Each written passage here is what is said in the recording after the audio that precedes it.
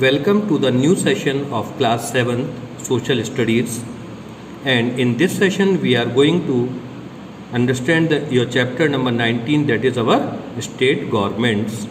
Let's start. India is the 7th largest nation of the world, extending over 3.28 million square kilometer. India जिस देश में हम रहते हैं, जिसे हम भारत भी कहते हैं, हिंदुस्तान भी कहते हैं, ये दुनिया का 7th लार्जेस्ट नेशन है, जिसका जोग्राफिकल एरिया लगभग 3.28 मिलियन स्क्वायर किलोमीटर है. फॉर द एडमिनिस्ट्रेटिव कन्वीनियंस, अब क्योंकि इतना बड़ा देश को चलाना बहुत मुश्किल है, तो एडमिनिस्ट्रेशन के कन्वीनियंस के लिए it has been divided into 29 states and 7 union territories. थोड़ा सा चेंज करिएगा इसे. अब 28 स्टेट्स हैं और 7 यूनियन टेरिटरीज हैं. Each state has its own government which is run on the lines of the central government. हर एक स्टेट की, प्रदेश की अपनी एक गवर्नमेंट होती है जो सेंट्रल गवर्नमेंट के लाइन्स के अकॉर्डिंगली, जैसा वो बोलती है उसके अकॉर्डिंगली ही चलती है. The union territories are administered by the president of India through a lieutenant governor और द चीफ कमिश्नर. और जो जितनी भी यूनियन टेरिटरीज हैं, ये इनका एडमिनिस्ट्रेशन कौन करता है? प्रेसिडेंट करता है. किसके हेल्प से? वहाँ पे लेफ्टिनेंट गवर्नर या चीफ कमिश्नर को अपॉइंट करके. Both the central government and the state government are independent in their working. दोनों की वर्किंग अपनी अपनी अलग अलग होती है, चाहे सेंट्रल गवर्नमेंट की बात करें चाहे स्टेट गवर्नमेंट की बात करें. The division of powers between the centre and the state is on the basis of 3 list. That is, जो नंबर फर्स्ट लिस्ट है यूनियन लिस्ट, जिसमें 97 सब्जेक्ट्स या पॉइंट्स हैं. सेकेंड लिस्ट है जिसे हम स्टेट लिस्ट कहते हैं, जिसमें 66 सब्जेक्ट्स या 66 पॉइंट्स है. एंड थर्ड लिस्ट को बोला जाता है कंकरेंट लिस्ट, जिसमें 47 पॉइंट्स को बताया गया है. The central government is more powerful as it has more power, more resource and more finance.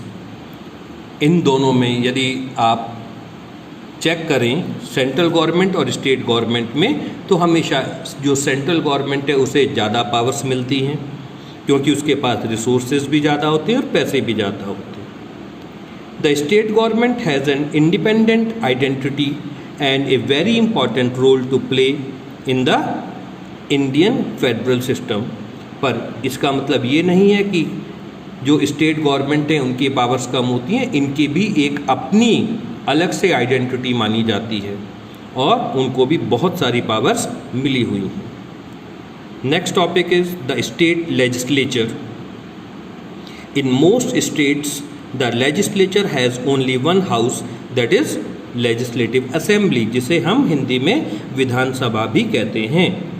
Only 6 states, that is Uttar Pradesh, Bihar, Maharashtra, Karnataka, Jammu and Kashmir जो अब नहीं है, and Andhra Pradesh has 2 houses, that is the legislative assembly, जिसे विधानसभा, और दूसरा हाउस कौन सा होता है? लेजिस्लेटिव काउंसिल, जिसे विधान परिषद भी कहते हैं. The number of members in an assembly depends on the population of the state. अब कितने हमारे MLAs होंगे, है ना, इसका डिसाइड कैसे किया जाता है कि उस पर्टिकुलर स्टेट की कितनी पॉपुलेशन है. However the minimum strength is 60 and the maximum can not be more than 500. पर हमारे कॉन्स्टिट्यूशन में इसके लिए प्रोविजंस बनाए गए हैं कि किसी भी स्टेट में कम से कम 60 और मैक्सिमम 500 मेंबर्स हो सकते हैं, जिन्हें हम MLA, member of legislative assembly कहते हैं. Its members are directly elected by the people. इन्हें कौन इलेक्ट करता है? हम और आप मिलकर. ऐसे हर एक पर्सन जिसको वोट देने का अधिकार है और जो मोर देन 18 ईयर्स का है, वो इन्हें इलेक्ट करने का काम करता है. The minimum age to be a member of legislative assembly is 25 years. हर एक ऐसा पर्सन जो 25 ईयर या उससे ज़्यादा का है उसको इलेक्शन लड़ने का अधिकार है एमएलए का। Some seats are reserve for schedule caste and schedule tribes, और यहाँ पर भी कुछ सीट्स शेड्यूल कास्ट और शेड्यूल ट्राइब्स के लिए रिजर्व रखी जाती हैं। For example, Uttar Pradesh has 404 members in its legislative assembly and Mizoram has only 40। अब आप कहेंगे कि भाई ये 60 मिनिमम बोला था तो 40 क्यों? क्योंकि उसकी पॉपुलेशन बहुत ज़्यादा कम है इसलिए। The term of A legislative assembly is 5 years। Legislative assembly के जो मेंबर्स चुने जाते हैं वो 5 years के लिए चुने जाते हैं। In case it is not functioning according to the constitution it can be dissolve earlier also. ये बहुत ध्यान देने वाली बात है। यदि किसी स्टेट की असेंबली कॉन्स्टिट्यूशंस के अगेंस्ट में जाना शुरू हो जाती है तो उसको पहले भी डिज़ोल्व या ख़त्म किया जा सकता है, और उस कंडीशन में in such a situation the president's rule is impose in that state. वहाँ पर प्रेसिडेंट रूल या राष्ट्रपति शासन लगा दिया जाता है। Like the Lok Sabha, the Legislative Assembly has a speaker and a deputy speaker. The speaker presides over the meetings of the assembly and conducts its business. जैसे हमारी सेंट्रल में होती है ना लोकसभा, उसी टाइप से लेजिस्लेटिव असेंबली में भी एक स्पीकर होता है और एक डिप्टी स्पीकर होता है, और जो स्पीकर है वो वहाँ की जितनी भी मीटिंग्स हैं इनको लेने का काम करता है, और उसकी एब्सेंस में कौन आ जाएगा? डिप्टी स्पीकर आ जाएगा। द लेजिस्लेटिव काउंसिल, जिसे हम विधान परिषद भी कहते हैं, is a permanent house which can not be dissolve. Vidhan Parishad Jin states में भी है, 6 स्टेट में, वहाँ वो डिज़ोल्व नहीं किया जा सकता। The term of its member is 6 years, और इसकी मेंबर्स 6 years के लिए बनाए जाते हैं, और उसमें से क्या होते हैं? But 1/3 of its members retired after every 2 years। जितने भी उसके मेंबर्स हैं उसका 1/3 मेंबर्स हर 2 साल के बाद रिटायर हो जाते हैं और उसकी जगह नए मेंबर्स चुने जाते हैं। They are replaced by newly elected members. The Vidhan Parishad elects its chairperson and deputy chairperson from among its members. जिस टाइप से विधानसभा में स्पीकर और डिप्टी स्पीकर होते हैं, इसी टाइप से विधान परिषद में चेयरपर्सन और डिप्टी चेयरपर्सन होते हैं। The minimum number of members in A legislative council is 40 at it can not exceed 1/3 of the total membership of the assembly of that state. इसमें कम से कम 40 मेंबर्स होने चाहिए, और जितना भी विधानसभा में आपके मेंबर्स हैं उसके 1/3 से ज़्यादा नहीं हो सकते। The minimum age to be a member of the council is 30 years, और इसमें कम से कम 30 years या उससे अबव के पर्सन ही इसके मेंबर्स हो सकते हैं। Now we learn about the functions of the state legislature. State legislature का क्या काम होता है?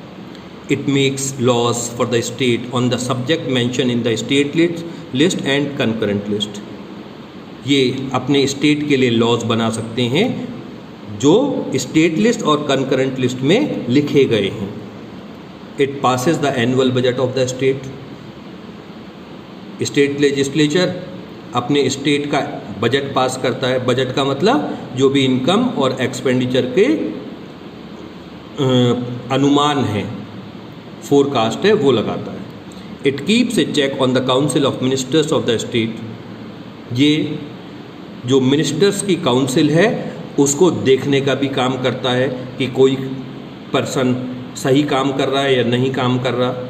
The money bills can only be introduced in the legislative assembly. Money bill केवल और केवल लेजिस्लेटिव असेंबली में ही लाए जा सकते हैं। When a bill is passed by the state legislature it is sent to the governor for consent. Consent मतलब जब तक गवर्नर इसमें अपने साइन नहीं करेगा तब तक वो बिल पास नहीं होगा।